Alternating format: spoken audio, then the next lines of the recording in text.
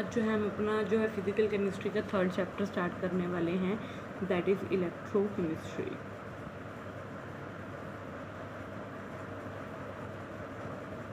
ठीक है, तो इलेक्ट्रोकेमिस्ट्री जो है हमारी, उसको हम 2 पार्ट में पढ़ते हैं। एक पढ़ते हैं हम इलेक्ट्रोलाइटिक केमिस्ट्री की फॉर्म में, लाइटिक, और सेकंड हम पढ़ते हैं मेटालिक कंडक्टेंस की फॉर्म में।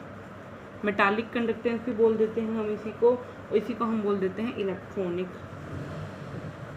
कंडक्टेंस। देखो इलेक्ट्रोकेमिस्ट्री क्या है, जो क्या है इलेक्ट्रिक फ्लो, इलेक्ट्रिक करंट के फ्लो के बारे में जो डील करती है वो है हमारी इलेक्ट्रोकेमिस्ट्री।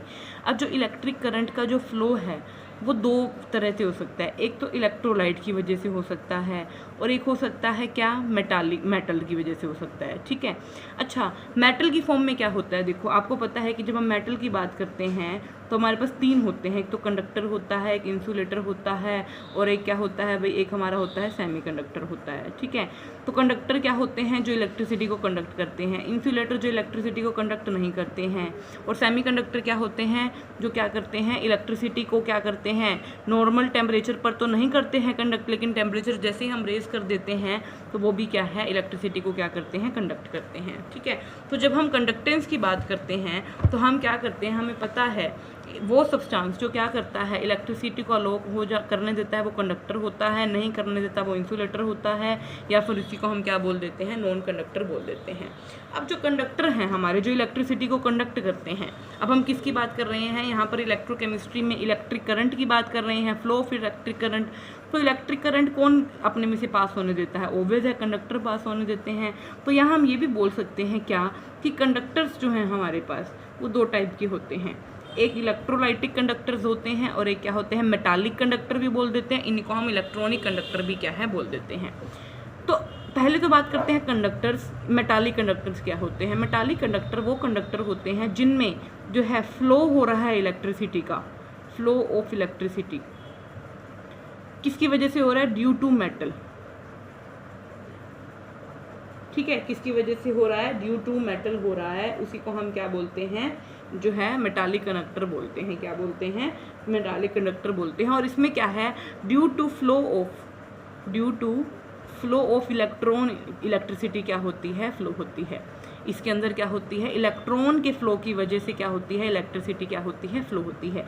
जैसे गैल्वेनिक सेल हो गया, ठीक है, इलेक्ट्रोलाइटिक सेल हो गया, वो किसके एग्जाम्पल है हमारे पास, मेटालिक कंडक्टेंस की क्या है, एग्जाम्पल हैं। ठीक है, यहाँ पर क्या है, जो इलेक्ट्रिसिटी फ्लो होती है वो किसकी वजह से होती है, फ्लो ऑफ इलेक्ट्रॉन। लेकिन इलेक्ट्रोलाइटिक कंडक्टेंस क्या होती है, इलेक्ट्रोलाइटिक कंडक्टर्स क्या होते हैं, वो कंडक्टर्स जिनके अंदर जो इलेक्ट्रिसिटी का फ्लो होता है, जो इलेक्ट्रिसिटी का फ्लो होता है वो किस वजह से होता है, due to movement of ions. यहाँ पर due to the movement of electron होता है, लेकिन इलेक्ट्रोलाइटिक में क्या होता है, due to movement of ion क्या होता है, इलेक्ट्रिसिटी का फ्लो होता है। उस कंडक्टेंस को हम क्या बोलते हैं, उन कंडक्टर्स को हम क्या बोलते हैं, इलेक्ट्रोलाइटिक कंडक्टर बोलते हैं। इलेक्ट्रोलाइटिक कंडक्टर में हम क्या करते हैं, पहले एक और चीज़, इसके अंदर क्या होता है, कोई भी केमिकल चेंज अक्कर नहीं होता, लेकिन इसके अंदर क्या होता है, केमिकल चेंज क्या होता है, अक्कर होता है। अच्छा, अब जी जो इलेक्ट्रोलाइट है, इलेक्ट्रोलाइटिक कंडक्टेंस के लिए हमें क्या चाहिए, इलेक्ट्रोलाइट्स चाहिए। क्या चाहिए भाई, इलेक्ट्रोलाइट्स चाहिए। ठीक है, ये इलेक्ट्रोलाइट्स जो है हमारे कब इलेक्ट्रिसिटी को कंडक्ट करेंगे, जब ये क्या है, या तो अपनी मोल्टन स्टेट में होंगे या फिर अपनी एक्वा स्टेट में होंगे। मतलब या तो आपने ये पिघले हुए होंगे, मोल्टन स्टेट में होंगे, या फिर आपने इनको किस में डिजोल्व कर रखा होगा, इनका एक्वा सोल्यूशन बना रखा होगा, तभी ये इलेक्ट्रोलाइट क्या है, इलेक्ट्रिसिटी को क्या है, आयंस की फॉर्म में क्या करेंगे, कंडक्ट करेंगे। तो जब वो जो इलेक्ट्रिसिटी कंडक्ट करेंगे, उस कंडक्टिविटी को हम क्या कहते हैं, इलेक्ट्रोलाइटिक कंडक्टेंस बोलेंगे। क्या बोलेंगे, इलेक्ट्रोलाइटिक कंडक्टेंस। अब ये जो इलेक्ट्रोलाइट हैं, जो इलेक्ट्रिसिटी को कंडक्ट करते हैं किसके अंदर, अपनी मोल्टन या एक्वा स्टेट के अंदर, ये भी अलग तरह से हो सकते हैं। जैसे first one is strong electrolyte. Strong electrolyte क्या होते हैं, कि मान लीजिए आपके पास कोई था, वाटर था, आपने क्या डाला, इसके अंदर HCl डाला। जैसे ही आपने इसके अंदर HCl डाला, HCl क्या है, फट से ब्रेक हो गए H पॉजिटिव और Cl नेगेटिव में। अभी जैसे इसके आयन बन गए, अब जैसे ये सोल्यूशन क्या करने लग जाएगा, इलेक्ट्रिसिटी को कंडक्ट करने लग जाएगा।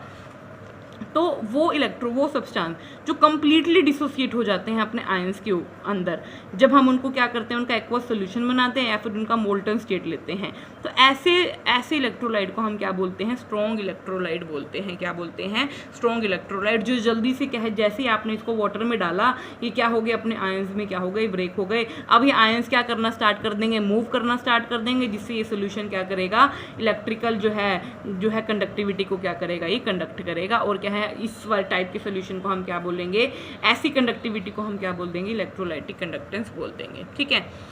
वीक इलेक्ट्रोलाइट्स क्या होते हैं, वीक इलेक्ट्रोलाइट्स वो इलेक्ट्रोलाइट्स होते हैं जिनका आपने एक्वस सोल्यूशन तो बनाया, लेकिन जैसे ही आपने उसका एक्वस सोल्यूशन बनाया वो कंप्लीटली डिसोसिएट नहीं हुए, लाइक CH3COH।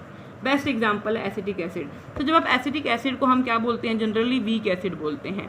वीक एसिड है तो इसका मतलब क्या हो गया कि जब आप इसका एक्वस सोल्यूशन बनाओगे, ये जल्दी से अपने आयंस में ब्रेक नहीं होगा। तो अगर ये जल्दी से अपने आयंस में ब्रेक नहीं होगा तो ये जल्दी से क्या है, अपनी जो है इलेक्ट्रिकल कंडक्टिविटी क्या है, ये इसका सोल्यूशन क्या है, कंडक्ट नहीं करेगा। तो वीक इलेक्ट्रोलाइट वो सब्सटेंस होते हैं जो डिसोसिएट होते हैं लेकिन स्मॉलर एक्सटेंट पर होते हैं। इसका मतलब इनकी जो डिसोसिएशन पावर होती है वो क्या होती है, लो होती है। लाइक HCN, फॉस्फोरिक एसिड, आपका एसिटिक एसिड, ये सब क्या है आपके वीक एसिड। और वीक बेस भी हो सकते हैं भाई ये, ठीक है, वीक बेस भी हो सकते हैं, वीक बेस लाइक NH4OH। यहाँ पर स्ट्रॉन्ग इलेक्ट्रोलाइट, स्ट्रॉन्ग एसिड और स्ट्रॉन्ग बेस दोनों ही किस कैटेगरी में आते हैं, स्ट्रॉन्ग इलेक्ट्रोलाइट की कैटेगरी में आते हैं। नॉन इलेक्ट्रोलाइट क्या होते हैं, जो सोल्यूशन, वो उन सब्सटेंसेस के सोल्यूशन जो इलेक्ट्रिसिटी को कंडक्ट ही नहीं करते हैं, उनको हम क्या बोलते हैं, नॉन इलेक्ट्रोलाइट बोलते हैं। Like alcohol solution, sugar solution, ये क्या है, नॉन इलेक्ट्रोलाइट सोल्यूशन है। ठीक है। अब बात करते हैं कौन कौन से फैक्टर हैं जो इलेक्ट्रोलाइटिक कंडक्टेंस को क्या करते हैं, अफेक्ट करते हैं। ठीक है, कौन कौन से फैक्टर हैं, तो देखिए फैक्टर क्या हैं। फर्स्ट है nature of the electrolyte. Electrolyte कैसा है, उसके ऊपर क्या है, हमारी इलेक्ट्रोलाइटिक कंडक्टेंस की वैल्यू डिपेंड करेगी। अगर हमारा इलेक्ट्रोलाइट स्ट्रॉन्ग है तो हमारा सॉल्यूशन की कंडक्टिविटी भी ज़्यादा होगी। अगर हमारा इलेक्ट्रोलाइट वीक है तो हमारे सॉल्यूशन की कंडक्टिविटी क्या हो जाएगी, कम हो जाएगी। इसका मतलब जो हम जिस इलेक्ट्रोलाइट का सॉल्यूशन बना रहे हैं वो कैसा है, स्ट्रॉन्ग है, वीक है, उसके ऊपर भी क्या करेगी, हमारी इलेक्ट्रोलाइटिक कंडक्टेंस की वैल्यू क्या करेगी, डिपेंड करेगी। ठीक है। सेकंड है nature of the solvent and viscosity. Nature of the solvent ये देखा गया कि जितना ज़्यादा पोलर सॉल्वेंट होगा उतने ही ज़्यादा क्या होती है, इलेक्ट्रिकल कंडक्टिविटी क्या होती है, इंक्रीज होती है। और अगर विस्कोसिटी की हम बात करें तो सोल्यूशन जितना ज़्यादा विस्कस होगा, अगर सोल्यूशन हमारा जितना ज़्यादा विस्कस है उतना ही ज़्यादा आयंस के ऊपर क्या लगेगी, जो बाकी आयंस है वो क्या लगाएंगे, फोर्स लगाएंगे। जितने बाकी आयंस इन आयंस के ऊपर फोर्स लगाएंगे तो क्या ये आयन अब आसानी से मूव कर पाएंगे, नहीं कर पाएंगे। अगर आप भागने की कोशिश कर रहे हो और मैं आपका क्या है हाथ पकड़वा दूँ किसी से, 2-3 बच्चों से, तो क्या आप भाग पाओगे उस स्पीड से जिससे आप पहले भाग पा रहे थे, नहीं। जिससे क्या है आपकी कंडक्टिविटी की वैल्यू क्या हो जाएगी, लो हो जाएगी। इसका मतलब सोल्यूशन जितना ज़्यादा विस्कस होगा उतना ही ज़्यादा क्या है, कंडक्टिविटी की वैल्यू डिक्रीज। जैसे जैसे कंसनट्रेशन इंक्रीज करते हो, कंसनट्रेशन इंक्रीज करने से हमेशा इलेक्ट्रोलाइटिक कंडक्टेंस डिक्रीज होती है। क्यों? क्योंकि जितनी ज़्यादा कंसनट्रेशन बढ़ती जाएगी, नंबर ऑफ आयन बढ़ते जाएंगे, नंबर ऑफ आयन बढ़ते जाएंगे तो मूवमेंट जो है आयन की वो क्या हो जाएगी, कम हो जाएगी। जिससे क्या है, इलेक्ट्रिकल कंडक्टिविटी क्या हो जाएगी, कम हो जाएगी। टेम्परेचर, जनरली ये देखा गया कि टेम्परेचर इंक्रीज करने से जो है मूवमेंट जो है आयंस की इंक्रीज हो जाती है, जिससे इलेक्ट्रोलाइटिक कंडक्टेंस की वैल्यू क्या है, इंक्रीज हो जाती है। तो ये फैक्टर्स हैं जो क्या करते हैं, अफेक्ट करते हैं किसको, इलेक्ट्रोलाइटिक कंडक्टेंस को। ठीक है। नेचर ऑफ द सॉल्वेंट, जितना ज़्यादा पोलर हमारा सॉल्वेंट होगा उतना ही ज़्यादा क्या हो जाएगा, हमारा क्या है, इलेक्ट्रोलाइटिक कंडक्टेंस इंक्रीज हो जाएगी। क्योंकि सॉल्वेंट जितना ज़्यादा पोलर होगा वो उतने ही जल्दी इलेक्ट्रोलाइट्स को आयंस में ब्रेक कर देगा, और जितनी जल्दी हमारा इलेक्ट्रोलाइट जो है डिसोसिएट हो जाएगा उतने ही ज़्यादा वो इलेक्ट्रिकल कंडक्टिविटी को क्या करेगा, कंडक्ट करेगा। ठीक है। तो पहले तो आपको ये फैक्टर याद होने चाहिए भाई सबके। ठीक है। तो अब आप ये डिफरेंस भी कर सकते हो क्या, मेटालिक कंडक्टर्स और इलेक्ट्रोलाइटिक कंडक्टर्स के बीच में। ठीक है। यहाँ पर इलेक्ट्रॉन के फ्लो की वजह से करंट फ्लो होता है, यहाँ पर आयंस की वजह से होता है। तो ये सब इनके कुछ डिफरेंस है, तो आप देख लीजिएगा। नेक्स्ट हमें कुछ ना बेसिक टर्मिनोलॉजी करनी है। बेसिक टर्मिनोलॉजी क्या होती है, कुछ बेसिक टर्म्स जो क्या होती है हमारी इलेक्ट्रोकेमिस्ट्री, स्पेशली कौन सी इलेक्ट्रोकेमिस्ट्री, इस इलेक्ट्रोलाइटिक इलेक्ट्रोकेमिस्ट्री में क्या होती हैं, हमारी यूज होती हैं। जिसमें से कुछ आज हम करेंगे, कुछ क्या करेंगे, हम करेंगे, कल हम करेंगे। ओके। तो सबसे पहले हम बात करते हैं ओम्स लॉ की।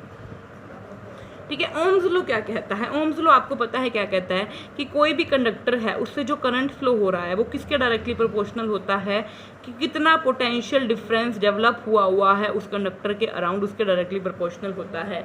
तो मान लिया मैंने आई करंट फ्लो हो रहा है, वी क्या है पोटेंशियल डिफरेंस है, तो करंट मेरा किसके डायरेक्टली प्रोपोर्शनल होगा, पोटेंशियल डिफरेंस के क्या होता है, डायरेक्टली प्रोपोर्शनल होता है। डायरेक्टली प्रोपोर्शनल हटाइए, क्या लगा दीजिए, इक्वल टू का साइन लगा दीजिए, ठीक है। और डायरेक्टली प्रोपोर्शनल कीजिए, कांस्टेंट लगा दिए ना आर की वैल्यू क्या हो जाएगी यहाँ पर V बाई आई। इस आर को हम क्या बोलते हैं भाई, रेजिस्टेंस बोलते हैं। क्या बोलते हैं, रेजिस्टेंस, जो किसके इक्वल होती है, इसकी वैल्यू V बाई आई। या फिर मैं ये भी बोल सकती हूँ कि रेजिस्टेंस क्या है, इन्वर्सली प्रोपोर्शनल होती है किसके भाई, करंट के, ठीक है, इन्वर्सली प्रोपोर्शनल होती है करंट के। तो यहाँ से हम क्या कह सकते हैं कि अकॉर्डिंग टू ओम्स लॉ, ये तो आपको पता चल ही गया होगा क्या होता है। तो रेजिस्टेंस क्या होती है, जो अपोज करती है फ्लो ऑफ करंट को, क्योंकि इन्वर्सली प्रोपोर्शनल है ना, इसका मतलब रेजिस्टेंस क्या होती है, वो जो क्या करती है, करंट के फ्लो को अपोज करती है, उसी को हम क्या बोलते हैं, रेजिस्टेंस बोलते हैं।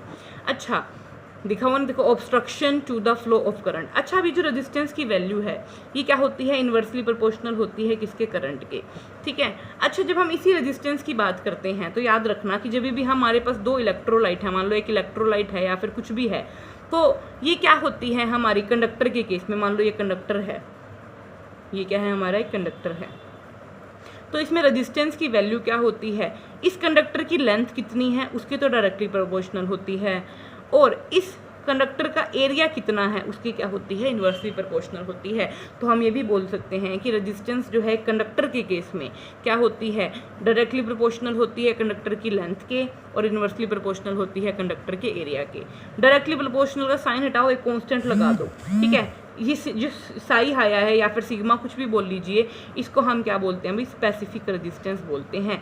इसी को स्पेसिफिक रेजिस्टेंस भी बोल सकते हैं, इसको हम क्या बोलते हैं, रेजिस्टिविटी भी बोल सकते हैं, जिसकी वैल्यू किसके ऊपर डिपेंड करती है कि हमारे पास जो मटेरियल है, ये कंडक्टर की इस मटेरियल का बना हुआ है, उसके नेचर पे क्या करती है, डिपेंड करती है। तो यहाँ से आपके पास ये जो स्पेसिफिक रेजिस्टेंस है दैट इज रो, वो किसके इक्वल आ गया भाई, आर, किसके इक्वल आ जाएगा, आर इंटू में आर, ये एल बाई ए उधर जाके क्या हो जाएगा, ए बाई एल।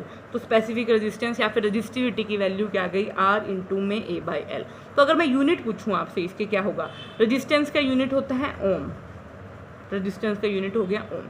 एरिया क्या है, सेंटीमीटर स्क्वायर होता है, लेंथ क्या होता है, सेंटीमीटर, सेंटीमीटर से 1 सेंटीमीटर गया, क्या आ गई यूनिट, ओम सेंटीमीटर। तो स्पेसिफिक रेजिस्टिविटी की यूनिट क्या होती है, ओम सेंटीमीटर होती है। देखिए रेजिस्टिविटी क्या आ गई, R into A by L. Resistance होती है rho, L by A, L by A को उधर ले जाओ, ए बाई एल हो जाएगा, रेजिस्टिविटी की वैल्यू आ जाएगी, ठीक है। तो यहाँ से क्या आ गया आपके पास, ओम क्या आ गया, ओम, ये यूनिट मैंने आपको जो भी निकाल के दिखाई है वही है। तो ओम सेंटीमीटर क्या होती है, इसकी यूनिट होती है, किसकी यूनिट होती है, इसकी यूनिट। अच्छा अब यहाँ पर मान लीजिए हमारे पास जो कंडक्टर है उसका मान लीजिए एरिया 1 सेंटीमीटर स्क्वायर है, लेंथ क्या है 1 सेंटीमीटर है, तो ये वैल्यू तो होगी 1। तो स्पेसिफिक रेजिस्टिविटी किसकी इक्वल आ गई है, यहाँ पर रेजिस्टेंस की इक्वल आ गई है। तो हम ये भी बोल सकते हैं कि रेजिस्टिविटी क्या होती है, वो रेजिस्टेंस होती है, या रेजिस्टेंस होती है किसी भी कंडक्टर की जिसमें उस कंडक्टर की लेंथ तो होती है 1 सेंटीमीटर और एरिया क्या होता है 1 सेंटीमीटर स्क्वायर होता है, उसी को हम क्या बोलते हैं, रेजिस्टिविटी बोलते हैं। अच्छा यहाँ पर ये जो वैल्यू है ना L बाई ए, रेजिस्टिविटी किसका डायरेक्टली प्रोपोर्शनल थी, L बाई ए। इस L बाई ए को हम क्या बोलते हैं, इस L बाई ए को हम सेल कॉन्स्टेंट बोलते हैं। क्या बोलते हैं भाई, सेल कॉन्स्टेंट, जिसको हम डिनोट करते हैं साई से। तो सेल कांस्टेंट क्या होता है, L बाई ए होता है। ये यूनिट अगर पूछे आपसे सेल कांस्टेंट की, तो L लेंथ की यूनिट सेंटीमीटर, एरिया की सेंटीमीटर स्क्वायर, तो कट के क्या आ गई, सेंटीमीटर इनवर्स क्या आ गई, यहाँ पर सेल कांस्टेंट की यूनिट आ गई, ठीक है। अच्छा अब ये यूनिट क्यों बेनिफिशियल हैं, मान लीजिए ऐसा कोई न्यूमेरिकल दे दे आपको, आपसे पूछ ले सेल कांस्टेंट की वैल्यू क्या होती है, तो आपको नहीं समझ आ रहा कि न्यूमेरिकल कैसे करना है कैसे नहीं करना। वैसे तो इजी है न्यूमेरिकल, आपको पता है यूनिट क्या होती है, सेल कांस्टेंट की सेंटीमीटर इनवर्स होती है। तो इसका मतलब आपने क्या लानी है, आपको एक तो ये वैल्यू दे रखी है, आपको एक ये वैल्यू दे रखी है, आपको पता है सेल कांस्टेंट की यूनिट होती है सेंटीमीटर इनवर्स, तो कुछ सोचने की ज़रूरत ही नहीं है। सेंटीमीटर इनवर्स ऊपर रहेगा, इसका मतलब आपको क्या करना है, यहाँ पर आपको इसको इससे डिवाइड कर देना है, तो आपके पास क्या आ जाएगी, जो है किसकी यूनिट आ जाएगी, आपके पास ओम की जो है, सॉरी सेल कांस्टेंट की क्या हो जाएगी, वैल्यू आ जाएगी, ठीक है। कोई दिक्कत भैया आपको, या फिर आप ये भी सोच सकते हैं यहाँ पर क्या, अगर हम यहाँ ध्यान से देखें तो क्या है, अगर मैं इस यूनिट को, इसकी यूनिट को और इसकी यूनिट को मल्टीप्लाई कर दूँ आपस में, इसकी यूनिट है ओम इनवर्स, इसकी है ओम, तो ओम से ओम इनवर्स कट गया, बचा क्या सेंटीमीटर इनवर्स। तो सेंटीमीटर इनवर्स ही तो मेरी क्या होती है, सेल कांस्टेंट की यूनिट होती है। तो यहाँ पर अगर आपको नहीं भी आता सॉल्व करना तो भी कोई दिक्कत नहीं है, आपने जस्ट क्या करना है, अब इन दोनों को मल्टीप्लाई कर देना है। मल्टीप्लाई करने से ओम और ओम इनवर्स कट जाएंगे, क्या बच जाएगा, ओनली सेंटीमीटर इनवर्स। तो जो भी वैल्यू आएगी वो किसकी आ जाएगी, सेल कांस्टेंट की। क्यों? क्योंकि सेल कांस्टेंट क्या होता है, L/A होता है, उसकी यूनिट क्या होती है, सेंटीमीटर इनवर्स होती है। नेक्स्ट बात करते हैं कंडक्टेंस क्या होती है। कंडक्टेंस होती है कि कितना आसानी से करंट जो है फ्लो कर सकता है किसी भी कंडक्टर से, उसको हम किसकी टर्म में मेजर करते हैं, कंडक्टेंस की टर्म में मेजर करते हैं।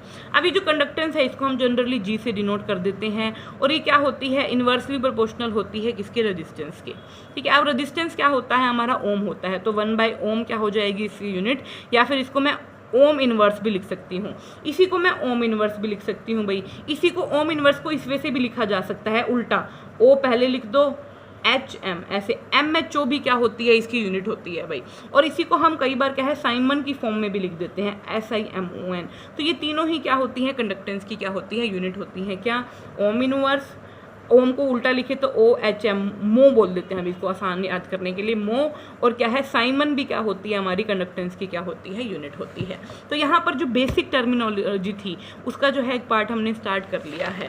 अब कल हम 3 डेफिनेशन इंपॉर्टेंट करेंगे। What do you mean by specific conductance, what do you mean by molar conductance, and what do you mean by equivalent conductance, और इनका आपस में रिलेशन। ठीक है, तो ये कल के लेक्चर में हम क्या करेंगे, डिस्कस करेंगे। Okay, thank you.